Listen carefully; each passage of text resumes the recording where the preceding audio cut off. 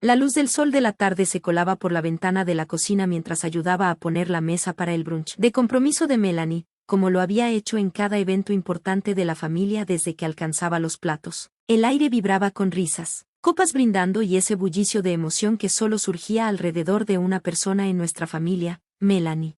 Ella siempre fue la niña dorada, ya sabes, ese tipo, dientes perfectos, cabello brillante, se reía de los chistes de papá. Lloraba cuando mamá contaba historias emotivas. Era la hija soñada por la que rezaban. Y al parecer, yo solo era la que estaba de fondo. Desde niña, el favoritismo era sutil pero constante. Cuando Melanie quería clases de ballet, se las daban. Cuando yo pedía un cuaderno de dibujo, decían que con crayones era suficiente. Si ella se raspaba la rodilla, corrían con curitas y besos. Cuando me rompí el brazo al caerme de la bicicleta, mi mamá solo dijo, no debiste andar presumiendo. El patrón era tan constante que empecé a pensar que tal vez yo era el problema, tal vez sí era la menos interesante, la menos querida, la que solo toleraban. Pero no perdí el tiempo sintiendo lástima por mí. Mientras Melanie salía con novios de Instagram y saltaba de trabajo en trabajo, yo me la pasaba estudiando, trabajando medio tiempo, sin vacaciones, hasta que finalmente lancé mi propio negocio de diseño de interiores desde un estudio tan pequeño como una caja de zapatos. Cada rincón de ese espacio lo embellecí con mis propias manos. Compraba muebles de segunda mano, pintaba sillas viejas, y trabajé hasta tener lista de espera de clientes. Sin palancas, sin fondos iniciales, sin contactos, solo yo. Pero aún así, para mis papás, yo solo iba bien. No había foto mía en la repisa de la sala. No hubo cena para celebrar mi primer contrato de oficina. Ni siquiera una publicación orgullosa en Facebook. Y ahora, aquí estábamos, el brunch compromiso de Melanie.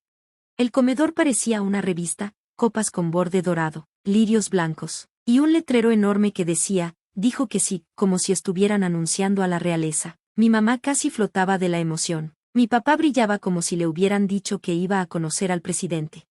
Y yo, sentada en una silla de esquina, junto a la entrada de la cocina, intentando estar presente sin hacerme notar, ya era experta en eso. Entonces vino el momento en que mi papá tocó su copa con una cuchara, el ruido se apagó, y él empezó un discurso dramático sobre lo orgullosos que estaban de Melanie, cómo se merecía lo mejor, cómo había esperado al hombre indicado, y ahora querían apoyarla en su nuevo capítulo. Fue entonces cuando mi mamá entró con una pequeña caja de terciopelo. Mi amor, dijo, con lágrimas en los ojos, tu papá y yo queremos que tu nueva etapa comience con estabilidad, comodidad y amor. Así que te compramos una casa a ti y a Daniel, una hermosa, en Rosewood Lane. La habitación estalló en aplausos y exclamaciones. Melanie gritó emocionada. Se levantó de su asiento mientras Daniel la abrazaba. Mi mamá sonreía mientras le entregaba la llave envuelta en un listón de satén. Yo aplaudí despacio. El corazón me latía con fuerza, pero mi cara no lo mostraba. También ya era experta en eso. Nadie me miró, nadie preguntó qué opinaba. Todos estaban muy ocupados celebrando. Y yo no quería ser la que arruinara el momento. Y entonces, como si se hubieran acordado de mí de último momento, mi mamá se volteó. Ah, y no nos olvidamos de ti, cariño. Sacó una caja delgada de su bolso, la mitad del tamaño de la de Melanie. Esto es para ti, dijo con dulzura. La abrí, con la esperanza de encontrar algo, lo que fuera. Dentro había un portarretrato plateado, vacío. ¿Un marco?, dije en voz baja, sin poder mirarla a los ojos. ¿A poco no está hermoso? Tan elegante, dijo orgullosa. Puedes poner una foto de uno de tus proyectos, o quizás una con alguien especial cuando llegue el momento. Miré a Melanie girando con su llave como si hubiera ganado la lotería. Luego bajé la vista al marco vacío. De pronto me sentí tan pequeña, tan tonta por haber esperado algo. Esa noche volví a mi departamento de una recámara sobre una panadería que siempre olía a croissants quemados. Me senté al borde de la cama, con el marco en las manos. Ni siquiera podía llorar, estaba entumecida. Miré a mi alrededor, a la vida que yo sola había construido, cada logro, cada peso, cada sueño hecho realidad, y aún así, para ellos yo seguía siendo menos. Pero ese momento, ese hueco en el pecho, fue mi punto de quiebre. Me levanté, puse el marco en la repisa, todavía vacío, y me susurré, tal vez ahora no me vean, pero lo harán. No quería venganza, quería algo mejor. Quería construir algo tan fuerte, tan impresionante, que ni ellos pudieran ignorarlo. Iba a levantarme sin su ayuda, iba a crear un legado que ningún regalo ni llave con listón podría igualar. Y esta vez, No solo iba a diseñar para mis clientes, iba a diseñar para mí. Todo empezó con noches sin dormir, planes garabateados y una obsesión por crecer hasta que ya no me reconocieran. Esa misma noche, después del brunch, me senté en mi escritorio diminuto con el marco vacío viéndome como un reto. Abrí mi laptop, me serví una copa de vino barato, y tracé el plan más audaz que había hecho en mi vida. Iba a construir algo que jamás pudieran adjudicarse, algo que no pudieran decir que fue gracias a su apoyo. Iba a crear un hogar, una vida, un legado completamente en mis propios términos. Doblé mis horas, arriesgué en proyectos de alto nivel, y me expandí al diseño de bienes raíces de lujo. Me asocié con un arquitecto emergente y lanzamos una agencia que mezclaba arte, funcionalidad y narrativa. Mi trabajo empezó a aparecer en revistas. Celebridades me contactaban, influencers querían colaboraciones. Uno de mis diseños incluso apareció en la portada de una revista internacional de estilo de vida. La mujer que una vez recibió un marco vacío ahora tenía una pared entera llena de portadas y logros. Y aún así, nunca los invité a verlo.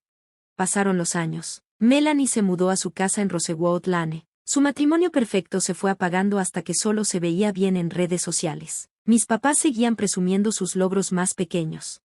Mientras tanto, yo compré mi primer edificio, un dúplex en una esquina tranquila de una zona vibrante. Era mío, cada azulejo, cada lámpara, cada rayo de luz, todo lo elegí yo. Vivía en una mitad y rentaba la otra. Organizaba eventos, creaba espacios para mujeres creativas y solteras como yo para reunirse, apoyarse y crecer.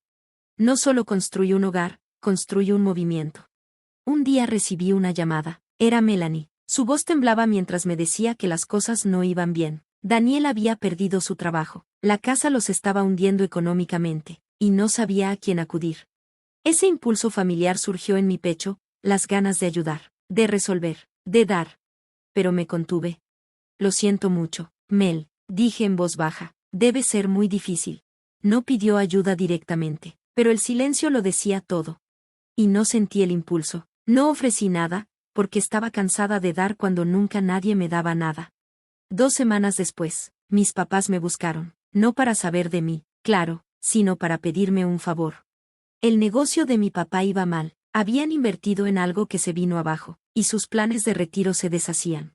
Estamos pensando en vender la casa del lago, dijo, ya es mucho para nosotros. Entiendo, respondí, si están buscando comprador, tal vez yo esté interesada. El silencio fue pesado, no lo esperaban. ¿Tú? Preguntó mi mamá. Sí, me ha ido bastante bien, dije con calma. También he estado invirtiendo. Vinieron a visitarme una semana después, por primera vez en casi 10 años. Entraron a mi mundo, el estudio de diseño con vista a la ciudad, el equipo que me recibía con admiración, el hogar que irradiaba calidez y propósito. Se quedaron parados en la entrada, mirando el arte hecho a medida, la iluminación cuidada, la elegancia que construí sin su dinero, sin su aprobación, sin su fe en mí. Ya no se podía negar. No estaba bien. Estaba triunfando. Durante la cena, mi mamá sacó una foto. Es de nosotros, dijo, de tu graduación de preparatoria. Pensamos que tal vez querrías ponerla en el marco que te dimos. Sonreí, una sonrisa tranquila y pequeña. En realidad ya lo llené, dije, con algo que significa mucho para mí. Se quedaron confundidos. Fui a la repisa y les entregué el marco. Dentro había una foto del corte de listón del centro comunitario que fundé, un espacio para que niñas con bajos recursos aprendan diseño, arte y emprendimiento. El pie de foto decía, para cada niña a la que le dijeron que no era suficiente. Mi papá la miró en silencio, mi mamá parpadeó, conteniendo algo que no dijo. Y yo, no sentí rabia, ni rencor, solo claridad. Había dejado de construir para ganarme su aprobación hacía mucho. Construí para mí. Y la vida que creé era una que nunca volvería a permitir que moldearan. Cuando se fueron esa noche, los vi alejarse de mi mundo, ese que nunca ayudaron a construir, nunca creyeron posible, nunca vieron venir. ¿Y ese espacio vacío que dejaron? No lo llené con nostalgia. Lo llené con paz. Porque a veces, el mejor regalo que tu familia puede darte, es nada. Eso te obliga a crear todo.